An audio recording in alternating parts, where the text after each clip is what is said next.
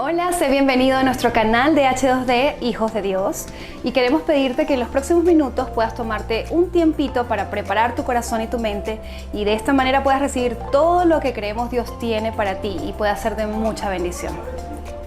Es decir, tenemos la posibilidad de poder estar en contacto con personas de cualquier lado del mundo. Mi familia, por ejemplo, está distribuida en el mundo, pero nos podemos reunir en un Zoom, en un chat, en una cuestión de segundos. Pero paradójicamente, a pesar de que de la alta conexión que hay, pues también es el momento en donde estamos más solitarios. Estamos profundamente solos y de eso es lo que queremos hablar. Un poco de la diferencia entre lo que significa la soledad como sentimiento de vacío y lo que es estar solo, que son dos cosas diferentes, porque estar solo es importante, es necesario. Estando solos nosotros recargamos, descansamos, estudiamos, meditamos, necesitamos estar tiempo a solas y eso es importante. Pero es distinto al sentimiento de soledad, de vacío, donde sientes que a pesar de que estés en una casa con varias personas, te sientes solo. Esa es la diferencia. Entonces, en una sociedad donde paradójicamente, como decíamos, estamos muy conectados, hay un sentimiento de vacío como nunca antes, ¿no? Incluso cada vez es más común las personas que mueren solas en los apartamentos y que luego los vecinos se dan cuenta por el mal olor del cadáver. Imagínense eso. Imagínense a qué situación estamos llegando, donde no existe una relación ni siquiera con los que están cercanos a ti. Entonces, esa paradoja de este tiempo, tenemos que confrontarla, tenemos que identificar cuáles son los elementos en nosotros que son compatibles con nuestra personalidad, que nos llevan al aislamiento. Esto es porque esta sociedad potencia ese sentido de privacidad, ¿saben? Es como que, bueno, yo tengo mi vida, tengo mi dinámica, mi familia, mis cosas y esto es lo mío. Y entonces llevamos ese sentido de privacidad a un extremo en donde lo que hago es aislarme. Y ese es el sentimiento que vamos a cambiar. Y vamos a ver lo contrastante con lo que dice Dios. Así es. La palabra del Señor nos enseña que el ministerio de Jesús fue muy dado en comunidad. Y cuando leemos la palabra nos damos cuenta que habían muchos asuntos que tenían que ver con Jesús y sus discípulos. Imagínense por un momento que cómo podemos sacar de la Biblia todos estos instantes en los que Jesús compartía con sus discípulos cara a cara. Imagínense que pudiéramos sacar cuánta información nos perderíamos de esas explicaciones de Jesús, de las parábolas, por ejemplo, o de esas preguntas de Pedro que parecían impertinentes, pero cuánto nos ayudan el día de hoy. ¿Cuánta información se sacaría si solamente hubiesen colocado los sermones de Jesús en la sinagoga o en los lugares de multitudes? ¿Cuánta información nos perderíamos? Aún ellos mismos como discípulos, imagínense que le hubiesen dicho, ustedes no pueden preguntar nada, o ustedes no se pueden acercar a Jesús. ¿Cuánta información nos perderíamos? Sería desastroso de cierta manera. En la dinámica del ministerio de Jesús podemos ver cuántas veces se acercaban los discípulos con dudas y con preguntas. Por ejemplo, aquí, cuando Jesús en Mateo 3 explica la parábola del sembrador, dice, sus discípulos estaban con él ahí en Mateo 13, después que él se la dio a la gente, se acercaron sus discípulos, vinieron y ¿por qué usas parábolas cuando hablas con la gente? Entonces Jesús le hace una explicación magistral en todo el siguiente, pero no se quedó solamente con el hecho de las parábolas, sino que además les explicó la parábola.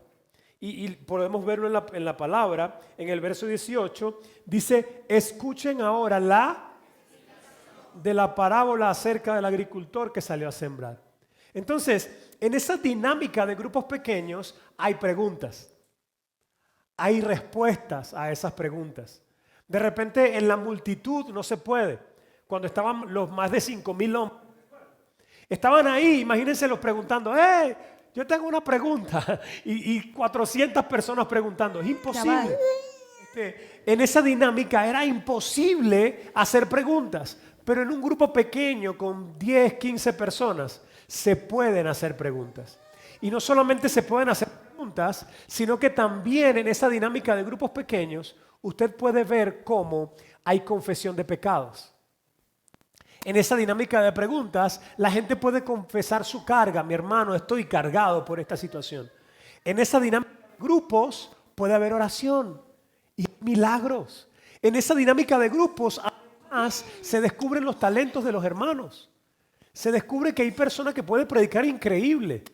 Se descubre que hay personas que Dios usa para hacer milagros. Yo no sé qué está pasando, pero ahí oramos al Señor para que sea lo que sea, se pueda arreglar. Entonces, esta dinámica de grupos pequeños es increíble, mis hermanos.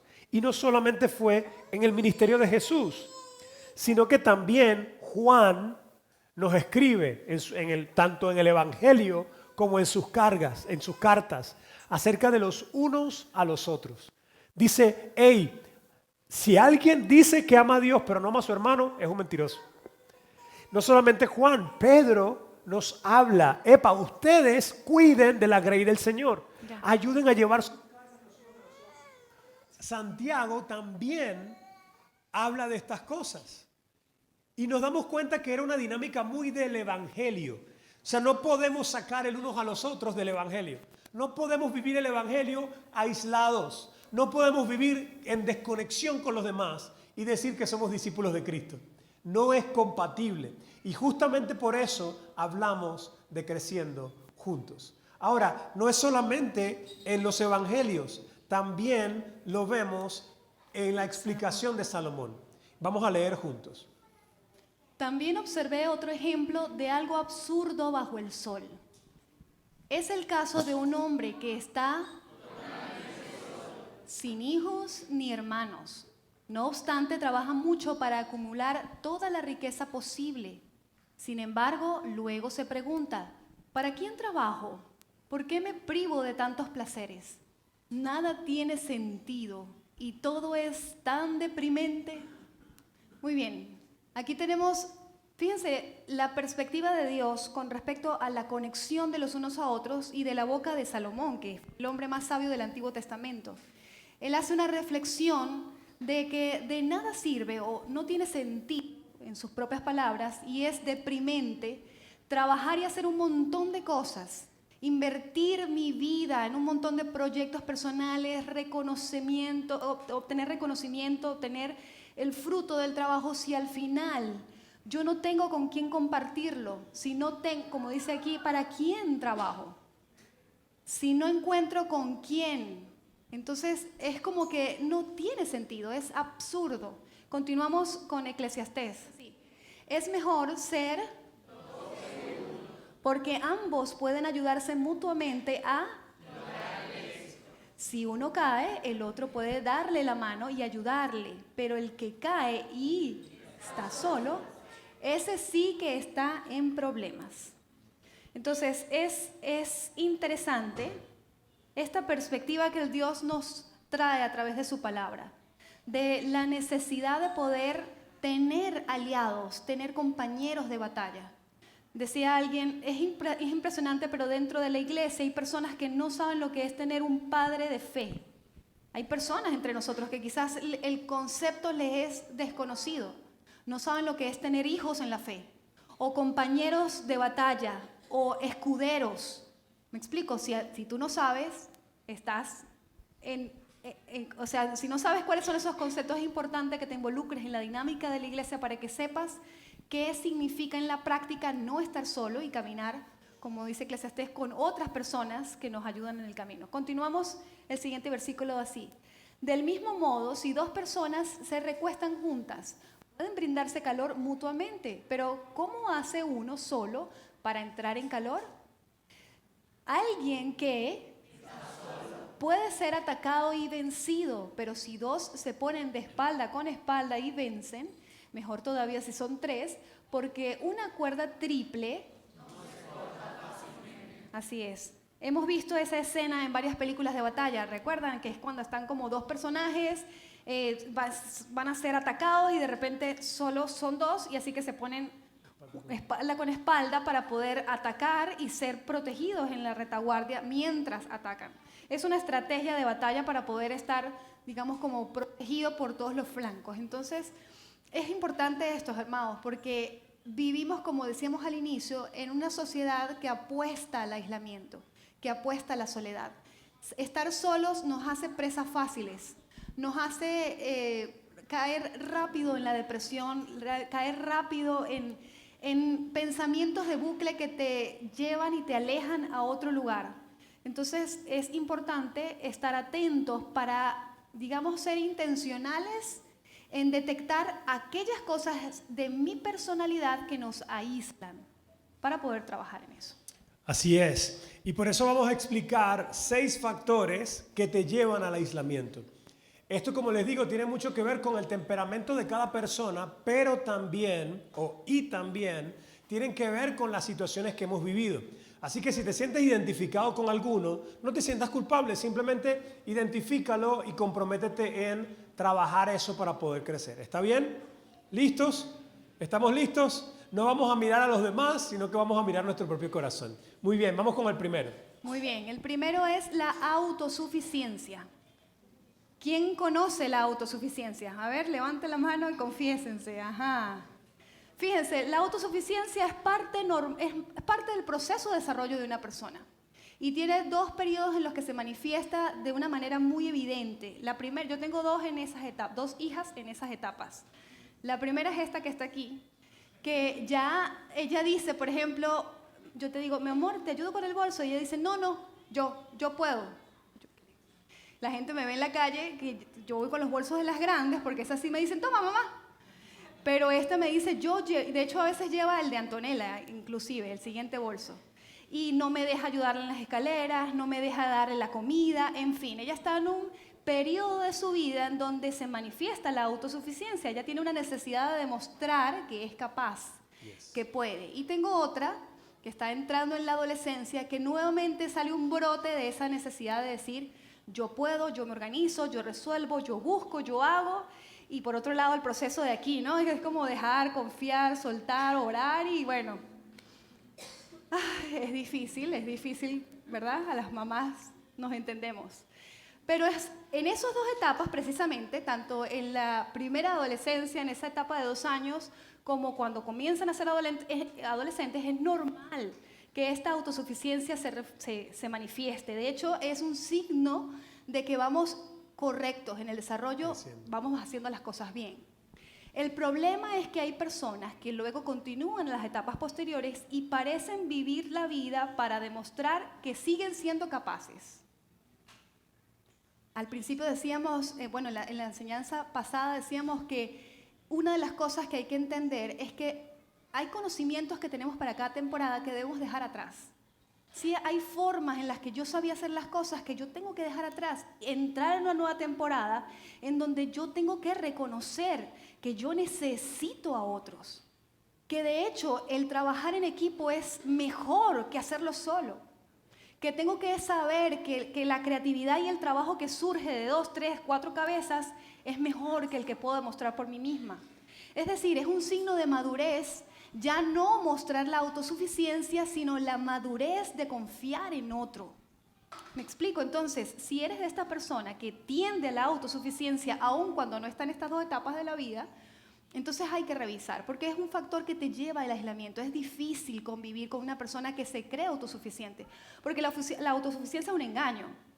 Te estresa, te carga, es una cosa como que tú asumes absolutamente todo. Entonces los que están cerca de ti no saben cómo ayudarte porque no aceptas la ayuda. ¿Me explico? Entonces, dos tipos de personas, dos tipos de personas tienden a este factor más que otras. Usted revisa si corresponde con la suya. Pero, por ejemplo, las personalidades de tipo fuerte, las personalidades, hay un temperamento. O sea, no es malo tener una personalidad fuerte, es un tipo de temperamento, pero hay que tener cuidado si tu personalidad fuerte te está aislando. Si eres de las personas que las personas no se quieren acercar porque es como que, ¿ok? Y las personas que son destacadas en un área, es decir, las personas que son talentosas en algo, bien sea que destacan por su intelectualidad, por su capacidad física, por su belleza, por su habilidad con un instrumento, por su don X, porque por ejemplo es un atleta de alto rendimiento, esas personas suelen tener problemas con la autosuficiencia porque como que ya tenían una imagen, ¿sabes? Es como que cuando llega el momento de la debilidad es difícil mostrarse vulnerable y resulta que esa protección lo que hace es aislarlo. Entonces, así es. Ese es el primero. Es difícil estar con una persona autosuficiente porque tú tratas de ayudar y siempre te hace sentir no te necesita. Exacto.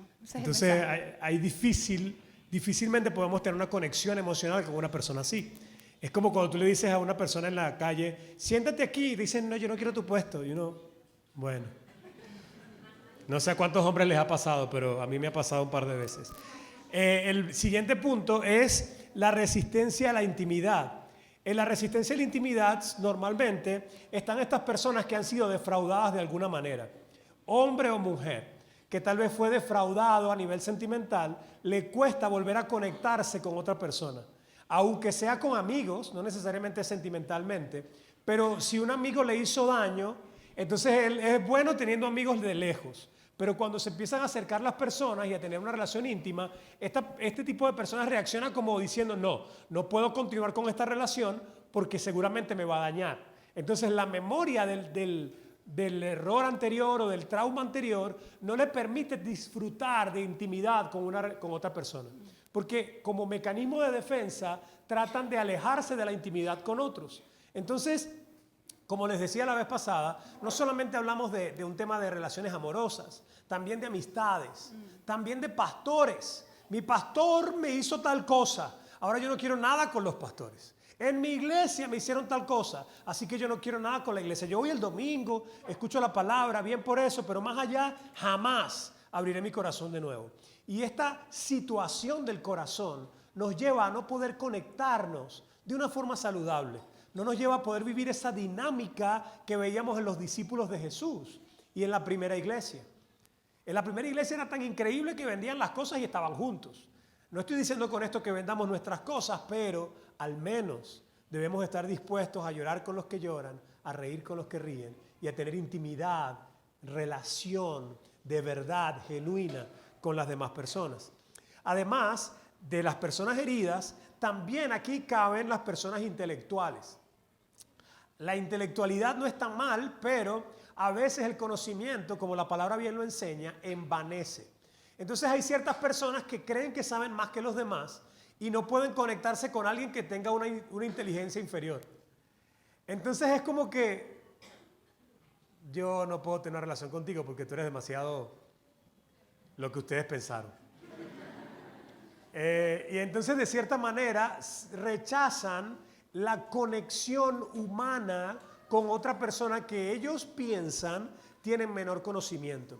También, por ejemplo, están estas personas que saben mucho de la Biblia, ¿sabe? Que saben demasiado de la Biblia y que llegan a cualquier lugar que entran con una percepción de juicio. Es decir, a ver qué está diciendo este, eso no me cuadra. Y se convierten en opinólogos, pero no conectan con nadie, porque siempre están evaluando si los demás son suficientemente dignos para tener una relación con ellos. Y esto es terrible porque la Biblia dice que el conocimiento envanece, pero el amor edifica. No estoy diciendo con esto que el conocimiento sea malo, el conocimiento es maravilloso, siempre que esté conectado con el amor. No me interesa mucho cuánto sabes, me interesa mucho cuánto te interesas por mí. Me interesa mucho cuánto estás dispuesto a aplicar lo que dices que sabes y cuánto estás dispuesto a compartirlo. Pero saber sin aplicar me vuelve fariseo, no cristiano. Entonces es muy importante que tengamos esto en cuenta. Importante saber que a veces no somos conscientes de eso. O sea, es como que no estamos, digamos, como calculando, bueno, vamos a ver quién está, quién está a mi nivel o no a su nivel, sino que uno tiene el pensamiento equivocado de, bueno, ¿qué me va a enseñar esta persona? Ahí hay que tener cuidado. Porque Dios puede hablarte a través de un niño, de una persona la que tú menos te imagines. Entonces es importante mantener a raya a ese orgullo, a esa altivez. y saber que cualquier persona a la que tú menos te imagines puede ser el portador de un mensaje de Dios para ti. Entonces eso hay que tenerlo consciente. Muy bien, el tercer factor que nos lleva al aislamiento es la indiferencia. ¿Eres una persona indiferente? No necesariamente significa que no te interese, sino que no muestras, no evidencias mucho interés en los éxitos, logros y alcances que tienes tú mismo y que tienen otros. Es decir, es como que llega alguien y te comparte algo y tú, ¿sabes? O te acercas a otra persona y que te comparte un momento de fracaso, un momento de vulnerabilidad y tú, bueno, pero le sales con otra, pero piensas en otra, o sea, no te detienes a empatizar con esa emoción del momento. Eso rompe la conexión. ¿Me explico? O sea, no deberíamos ser tan fríos, tan planos, porque las conexiones entre las personas necesitan de la empatía. Tú como ser humano estás dotado de emociones y de todo lo que necesitas para poder comprender por un momento, validar la emoción de quien está hablando contigo y celebrar si es de celebrar y llorar cuando hay que llorar. ¿Me explico? Eso afianza nuestros lazos. Cuando yo, por ejemplo, estoy como mamá en casa con las niñas en un conflicto, me explico, lo que yo pudiese decir, o sea, hacer a un lado mi emoción y bueno, no sé qué, vamos a reaccionar incluso con otra emoción para poder solapar mi estado de ánimo o mi miedo o mi temor o mi cansancio, pero yo he aprendido a hacer una pausa, inclusive a hacer a mis hijas parte de lo que estoy viviendo, diciendo, bueno, mamá, estoy triste por esto, hijita, necesito que me ayudes, apóyame en oración, y ellas toman un tiempo para orar por mí, o sea, es como que, bueno, mamá, te entiendo, y entonces yo trato en palabras simples hacerlas partícipe de lo que estoy viviendo para que ellas se sientan conectadas. Me explico, no están aparte, son parte de la dinámica de la familia y muchas veces Dios las usa para darme una palabra de ánimo, de palabra de aliento. Es increíble lo que puede Dios hacer cuando tú estás dispuesto a no ser indiferente ante los demás. Hay dos personalidades que fácilmente se van por esta área, que son las personas resentidas, las personas que tienen alguna herida profunda y que simplemente deciden como que, bueno, ya minimizan, ya no les importa tanto para no, digamos, evitar ese dolor que pudiese ocasionar el empatizar con otros. Y las personas que han perdido mucho. En la mañana decía el ejemplo de un pastor, de un amigo de un pastor que le dijo en una ocasión, mira, mi papá perdió al papá en su juventud, y quedó a cargo del tío. Y 8 meses después, el tío murió. Y no solamente que quedó luego de eso solo, sino que la empresa que tenían familiar, que era una empresa muy chévere, estable, la estafaron y luego perdió la empresa. Imagínense ustedes cómo se puede sentir una persona que ha pasado por tantas cosas en un periodo de tiempo tan corto. Entonces él le decía al pastor, yo ya no me apego a nada. ¿Sabes? Ha sido tan difícil la situación que entonces ahora tienes una situación de desapego a todo. Entonces eso te hace indiferente, te hace como que tú no vinculas con las cosas por miedo a que en algún momento lo vas a perder. Pero el amor toma riesgos. El amor, el sentimiento de conexión y el sentimiento de abrir mi corazón implica vulnerabilidad. Pero en eso es lo que necesitamos crecer, es a lo que Dios nos ha llamado. Así es. Es difícil, por ejemplo, tener relaciones con una persona indiferente porque es ese tipo de persona que no siente empatía, sino que responde cualquier cosa a la primera. Entonces de repente tú le cuentas, no, estoy pasando por esta necesidad, y te dice, bueno, alaba al Señor. La Biblia dice que estés agradecido en todo momento. Respuestas y te como que no salta tienen con una sentido. cosa pero ya va, o sea... No sé si me explico, por lo menos conéctate con mi emoción. Entiende. Y después ayúdame. ¿Sí me explico? Nosotros a veces, porque estamos demasiado conectados con demasiada gente, solemos ser indiferentes y es como que, no me interesa. Lanzamos el primer versículo que se nos viene para no conectarnos y para no sentir. Y tenemos que reflexionar en eso. No podemos andar por la vida repitiendo versículos sin acompañar a nadie, sin tener una conexión. La gente indiferente no se permite sentir, no puede llorar con los que lloran y no puede reír con los que ríen. El 4. Simplemente evitan sentir y eso es terrible. El punto número 4 es el perfeccionismo. Ay, Dios mío, ¿cuántos perfeccionistas hay por ahí? Levanten su mano, confiesen su pecado. Yo soy uno de ellos y ha sido bien difícil porque recuerdo en mi tiempo de pastor de jóvenes, yo le hacía la vida cuadritos a los chamos.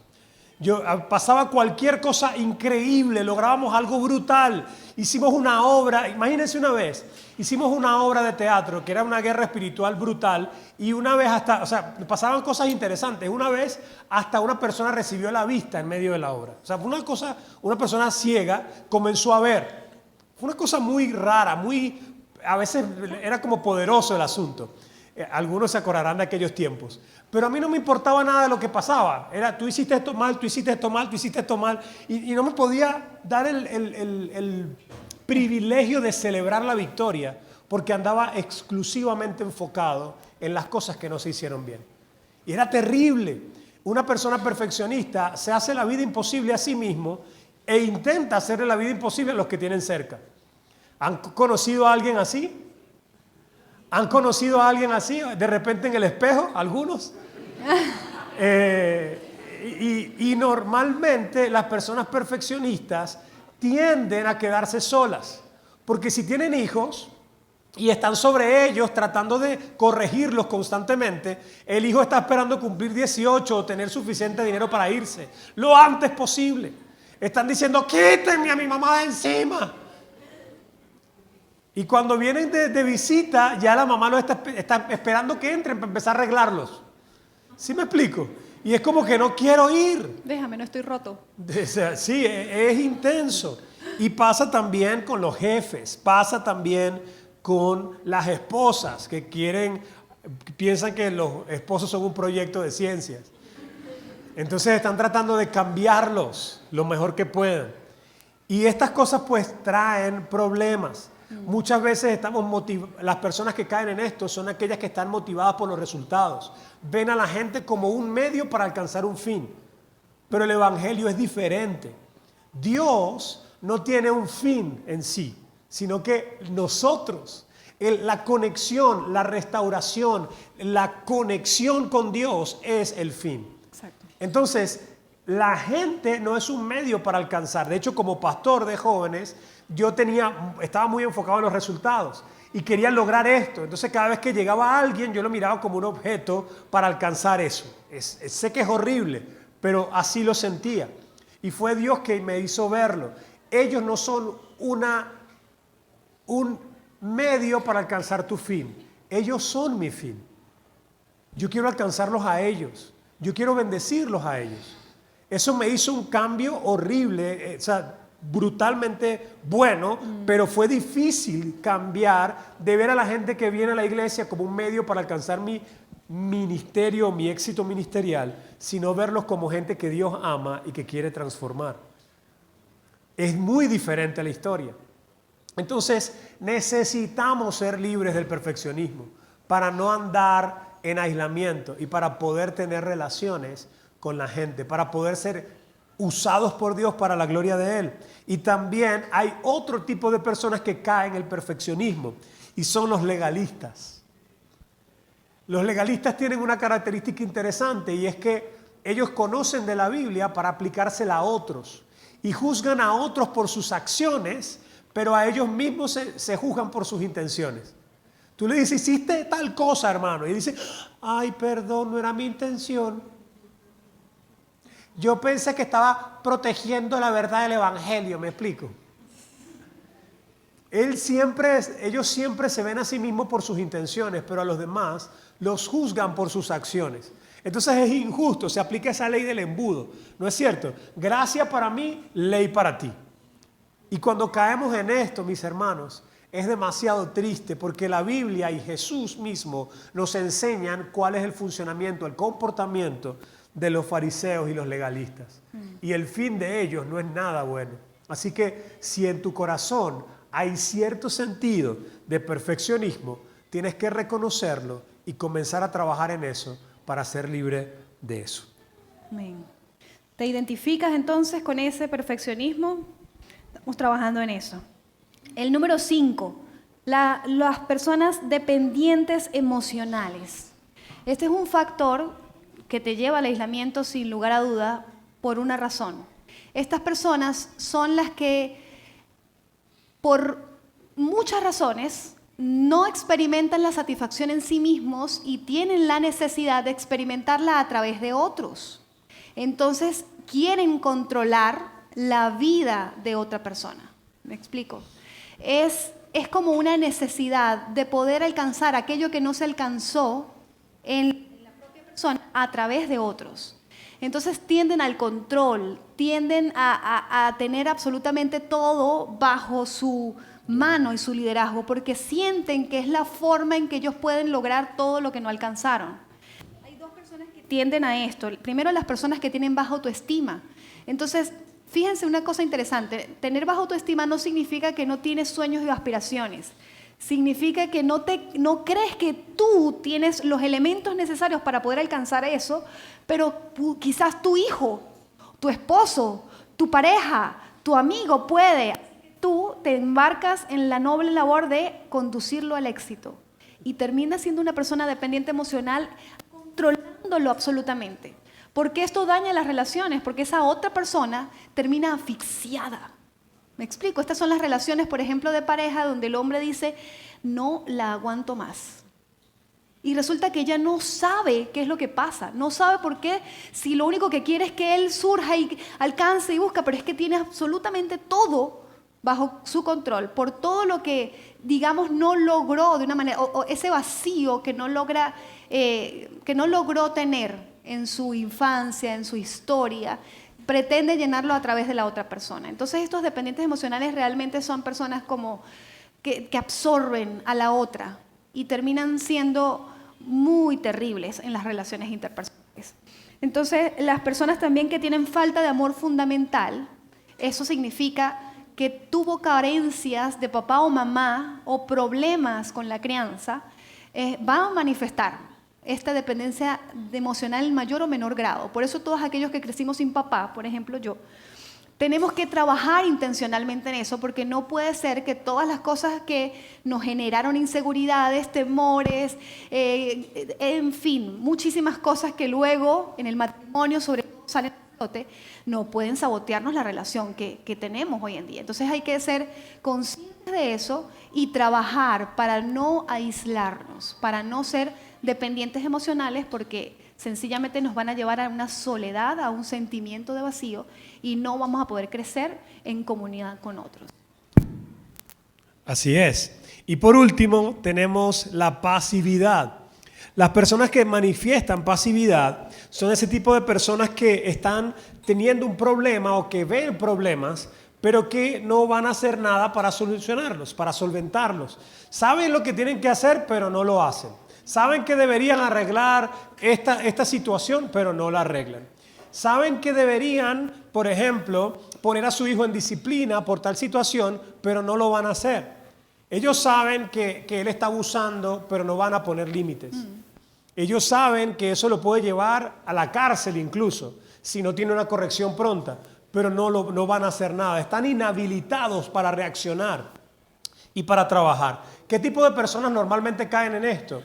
Por ejemplo, personas que crecieron con un papá alcohólico y por alguna razón ellos veían y sufrían las consecuencias de lo que pasaba en su casa, pero no estaba bajo su control cambiarlo. ¿Sí me explico? Entonces se acostumbraron a tolerar, a aguantar lo que estaba pasando. Entonces no toman acción con los problemas, sino que están los problemas ahí y dicen, bueno, así es la vida, no puedo hacer nada. Así es la vida. No la he inventado yo.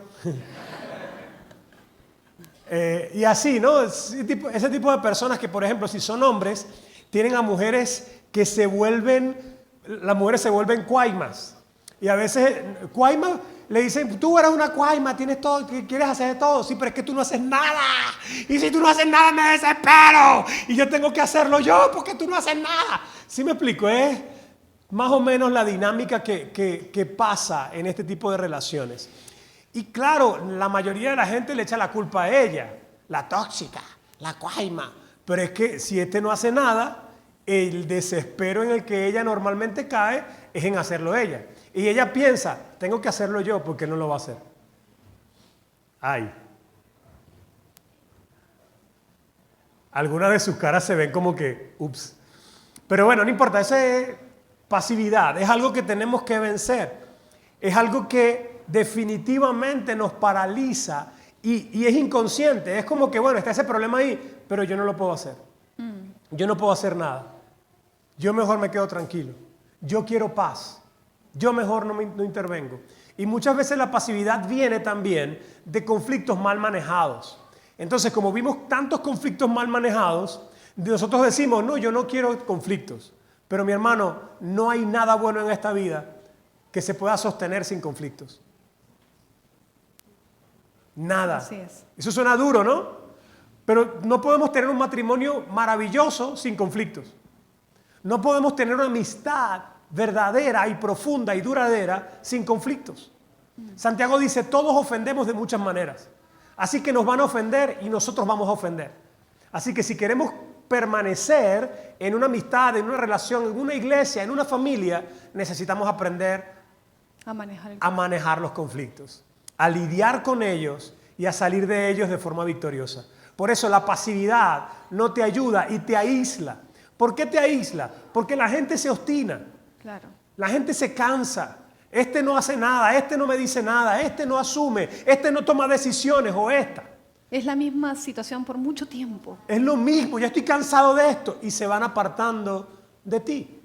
O tú mismo te vas apartando de la gente por miedo o por no querer el conflicto. Y si tú te identificas con esto, mi hermano, necesitamos trabajar sobre esa área de tu carácter para que tú puedas vivir la plenitud que Dios quiere que tú vivas en tus relaciones personales y en las relaciones con la iglesia. Resumimos. Muy bien.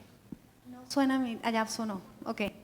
Entonces, amados, el objetivo de hablar de estas cosas no es que tú te aprendas esto, sino que tú puedas identificar, como dijimos al inicio, cuál se parece a ti.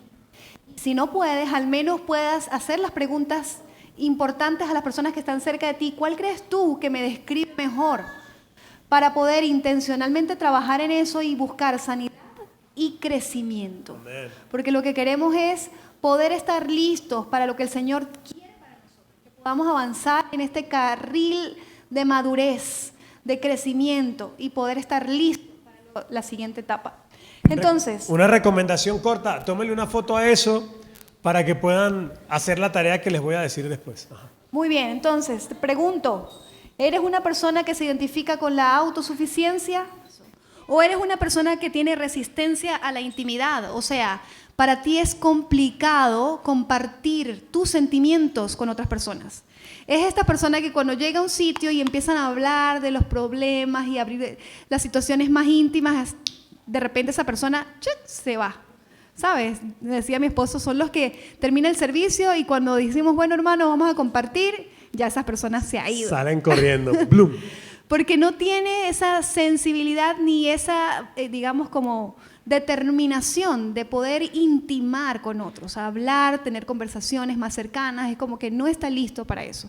Si eres tú, entonces hay que ponerle ahí una advertencia. O eres una persona indiferente, normalmente tiendes a ser plano ante las situaciones, demasiado, no hay celebración ante los logros, pero tampoco hay demasiada tristeza con respecto a los fracasos y a los momentos difíciles. Si es así, hay que evaluar por qué.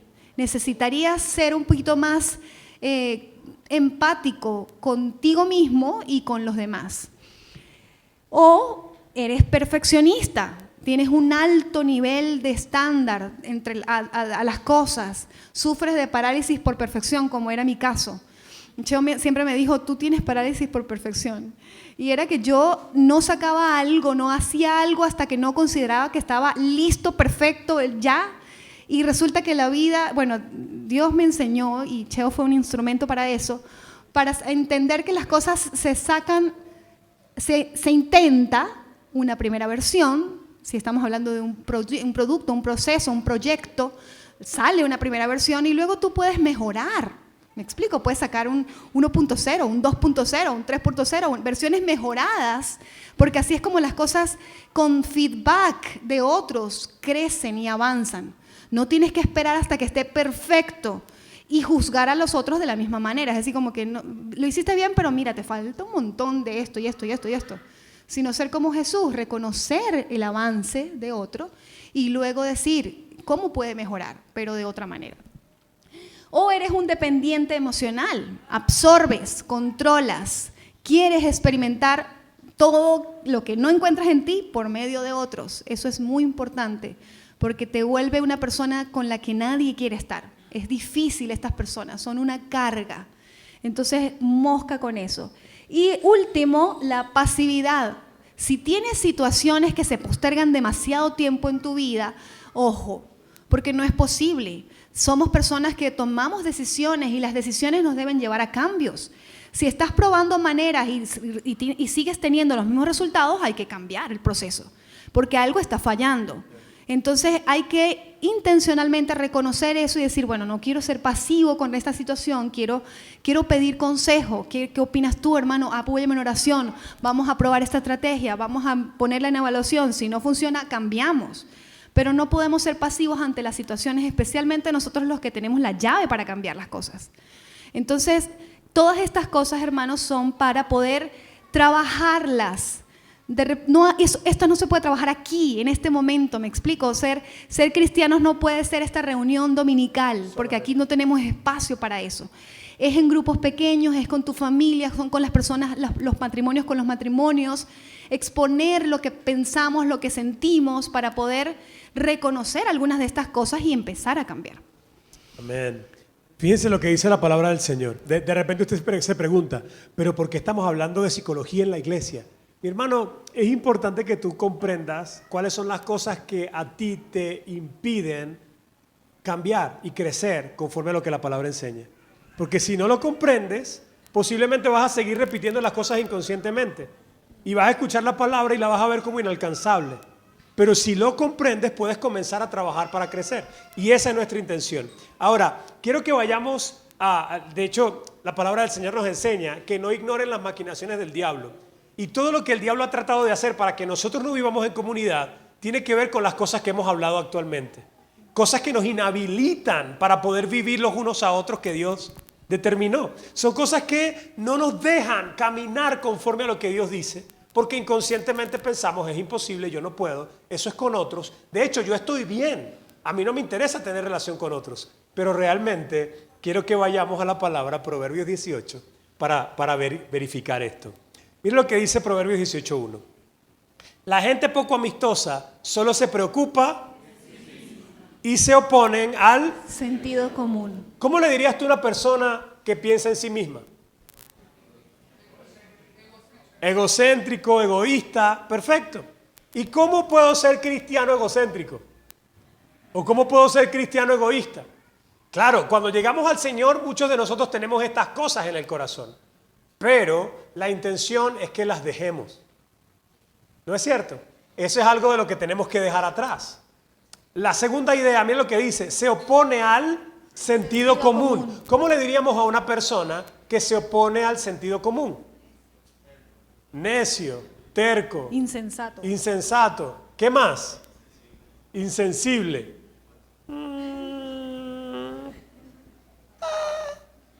Ahí chaflaneado, de ladito así de retruque. Podría ser. ¿Qué otra cosa le podríamos decir? A mí se me ocurren algunas que no puedo decir por el micrófono, pero digo, usted, arrogante. Este tipo de personas que cree tener la razón, pero no solamente eso, sino que no quiere cambiar. Y es literalmente se opone al sentido común. La Biblia nos dice, es mejor dos que uno. La Biblia nos dice unos a otros. La Biblia dice lleven las cargas, ámense, perdónense, ayúdense a llevar las cargas, exhórtense, enséñense, anímense. Pero no, yo quiero estar solo. Yo sé lo que dice la Biblia, pero a mí no me interesa. Entonces, este tipo de personas se vuelve necia. Y la intención, ¿cuántos quieren seguir siendo necios? Espero que ninguno levante la mano. Queremos cambiar. Y en este sentido, conocer estas cosas nos ayuda a decir, hey, yo quiero seguir creciendo. Ahora, mira lo que dice, lo que sigue diciendo Proverbios 18:2. A los necios no les interesa tener entendimiento, solo quieren expresar sus propias opiniones. Eso está duro, ¿no? Los necios no se ponen nunca en posición de aprender. Los necios no se sientan y dicen, quiero comprender mejor. El necio solamente quiere opinar. Y así como la ola de la cultura actual nos lleva al aislamiento, también la ola de la cultura actual nos lleva a la opinología. ¿Y qué opinas tú de? ¿Y qué opinas tú de? ¿Y qué opinas tú? Y hay un montón de opinólogos que no tienen ni idea de lo que están diciendo, pero que solo les interesa decir su opinión. Y esto es muy peligroso. Es muy peligroso. Porque los sabios aman la corrección. Los sabios buscan el conocimiento, que es más preciado que el oro. Los sabios se sientan en la posición de discípulos. Leen para aprender, no para criticar a otros. Los sabios tienen una sensibilidad diferente a la del resto. Los que se conectan con el Espíritu Santo miran un modelo y van y se conectan. Quiero aprender, quiero recibir, quiero entender. Pero el necio no le interesa tener entendimiento, solo quiere expresar su propia opinión. Yo opino tal cosa. Y yo hablo con adolescentes que no saben nada de la vida, o muy poco para ser más precisos. Y opinan. ¿No han escuchado ese tipo de conversaciones? De dos muchachos que dicen que la vida es así, y tal cosa, y tal cosa, y tal cosa. Y yo me río a mis adentros cuando escucho a los amigos de Anabel hablar así. Y yo digo, habla la voz de la experiencia. Ellos hablan de la vida y de las relaciones. ¿Y cuántas novias has tenido? Ninguna, pero yo veo que así es la vida. Y tú dices, pobrecito pequeño saltamonte, ahora es que te falta. Mis hermanos, necesitamos tomar posición de aprendices. Es bueno cultivar nuestra propia opinión, pero no ser sabios en nuestra propia opinión. Tenemos que humillarnos ante la palabra del Señor. Y todo lo que sea esté en nosotros que contradice o que no nos ayuda a conectar con lo que la palabra dice, debe ser humillado para que podamos trabajarlo. Y nuestra intención como familia y la intención de hablar de estas cosas es que digas, hey, esto y esto debo trabajarlo. Tenemos un montón de espacios para eso y te queremos invitar a que seas parte. Amén. Esto se trata de diseño, amados. El que inventó este asunto, esta realidad, la diseñó para ir así, en comunidad. Así que no hacemos nada tratando de caminar otra senda, de verdad que no. La vida, como dicen por ahí, da muchas vueltas y uno cree que cuando está fuerte y joven y capaz, puede solo. Pero en esa capacidad, esa fuerza y esa juventud se te puede ir rápido. Y pronto, más temprano que tarde, tú necesitas de otros. Y si tú no has sembrado conscientemente y con sabiduría, entonces es probable que no coseches. Hay mucha gente que ahorita está muy sola en muchas formas, pero si tú abres tu corazón y empiezas a caminar con otros, ya tú vas a ver, la persona que tú menos te imagines, en el momento difícil de tu vida va a ser esa persona que te tienda la mano, va a ser esa persona que te dé un mensaje de parte de Dios, que te ayude de la manera que tú menos